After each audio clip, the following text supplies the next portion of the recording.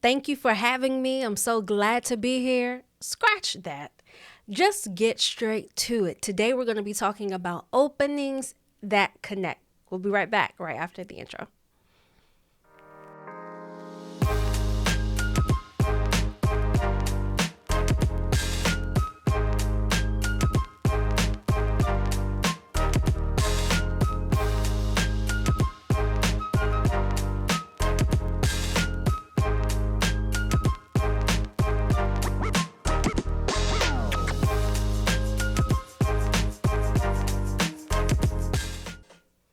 Hey, family, I'm Linnita Hosten, and I teach emerging leaders to be better communicators with the skill set and mindset on how to do so they communicate better at work, at home, and with themselves. And we are wrapping up a series called Own the Room, where we're giving very practical ways to improve how you communicate. These are things that you can apply in your workplace, in your ministry, in your business, with your families, and anytime you have an opportunity to have a stage, which is when you're in front of at least more than one person. If you're watching for the first time, let me know where you're watching from. Type in your city. If you happen to catch the replay, type in #replay. Now, openings that connect. If you start your remarks with, I'm so glad to be here today. How is everybody doing? If you feel good, wave your hands in the air, say, oh yeah.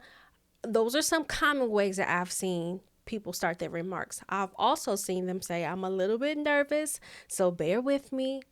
Depends on what you're actually trying to convey. But I think that the most powerful way to connect with an audience is to get straight to it. Think of this. When someone picks up the phone and calls you and they are stealing away your time, do you want them to start with their formalities, or do you want them to get to why they are garnishing, taking some of the time that maybe you have set aside for something else? You likely desire for them to get straight to the point. And as communicators, when we're sitting in front of people, we are taking some of their time. I feel we're more effective when we prove that us taking some of their time is worthy for the time that they're going to give us listening and watching. So the strongest openings to me are those that jump right in. Last week, I did a pitch competition. I won second place, by the way. And I started the pitch competition this way, just like this. This is a really good example of an opening that connects. I said, do you know what Pinky Cole, Michelle Obama, no, that's not what I said. I said, do you know what Pinky Cole, Governor Wes Moore, Gloria Mayfield Banks, and former President Barack Obama all have in common? When they speak, you listen. So that's a good example of a very powerful statement that you can use to introduce what you're going to say next. It's going to create a little bit of curiosity about what's following that. What point are you trying to take us to? Sometimes people start off straight with a story. On my way here, I ran into her, and then it has a twist. So you can get creative on how you start, but the formalities, I would absolutely skip. Some people, I've seen this one guy who was doing a a Toastmasters competition. He came out on stage with a prop. His prop were oversized underpants over top of his suit.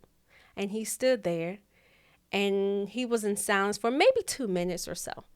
That's a really good example of a way to connect too, because there's a level of curiosity about, okay, what does these underpants have to do with what this man is about to say? So how can you generate curiosity and a sense of like connection with those that you're speaking with?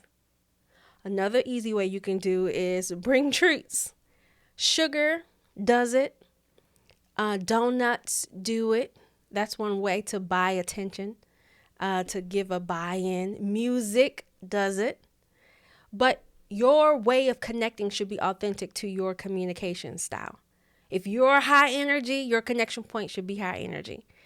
If you are introverted and, you have a mild temperament about you, then your connection point should be mild tempered. So it should be unique to your style. And when I'm coaching individuals, I always share with them the importance of however you communicate, it should mimic who you really are. And I said this a few weeks ago.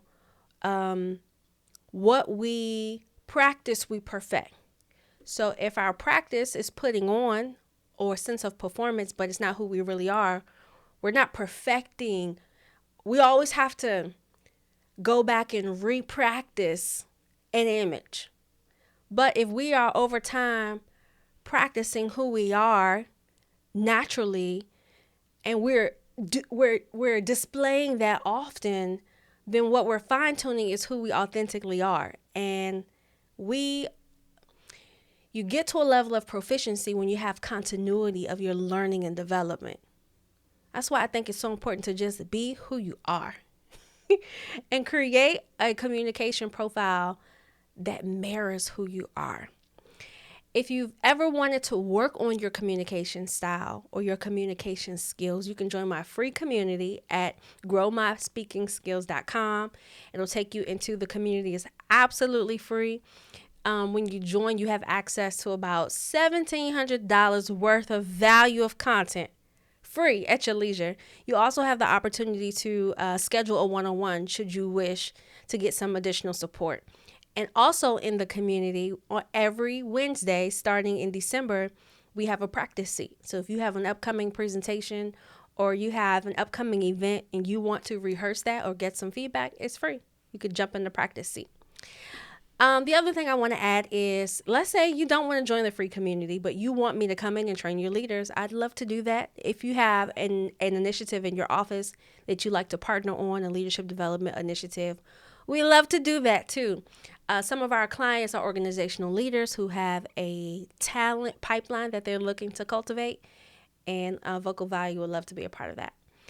So we are wrapping up on the room series, and for the month of November. I haven't figured out what we're going to do for December, so if you have a suggestion, drop it in the comments. I'd love to hear your take on December, but I'm thinking we're going to do something around communicating around conflict. That's one of my favorite things to teach on. I'm thinking we're going to do that. If I don't see you before the holiday, happy holidays to you and your family, and we'll catch you next Tuesday at 8 p.m. Eastern Time. I love you. There's absolutely nothing you can do about it.